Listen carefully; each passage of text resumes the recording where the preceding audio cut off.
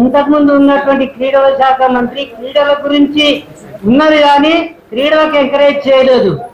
ఏంటంటే అకాడమీ రాకుండా చేసిండు.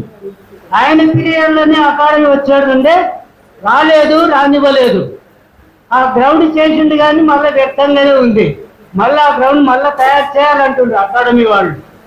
అంటే ఇంకోటి ఏంటంటే శాంతకుమారి అనే అమ్మాయి ఇండియా కాక 1 లక్ష ఇస్తున్నాడు, ఇచ్చేయలేడు ఇంతవరకు. అది ఏంటంటే ఆ అమ్మాయి చాలా బీద కుటుంబం. వాళ్ళ తల్లిదండ్రులు హైదరాబాద్లో కూలి పని చేస్తారు. ఏంటంటే క్రీడలు ప్రోత్సహించడానికి ఈ మున్సిపాలిటీ కానీ లేక చైర్మన్ కమిషనర్ గారు కూడా క్రికెట్ ప్లేయర్ కనుక వాళ్ళకు క్రీడల పట్ల అవగాహన ఉంది.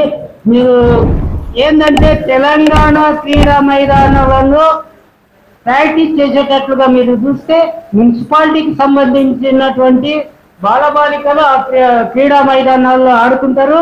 దాన్ని దృష్టిలో పెట్టుకొని ఆ గ్రౌండ్లను వేస్ట్గా ఉండకుండా దాంట్లో ఆడేటట్లుగా చూస్తే చదువుకునే పిల్లలు కూడా అక్కడ ప్రాక్టీస్ చేసి స్కూల్ లెవెల్ లోపల ప్రాక్టీస్ చేయడానికి ఉంటుంది. యూత్ ఆడితేనేమో తర్వాత అసోసియేషన్ టోర్నమెంట్స్ ఆడతారు.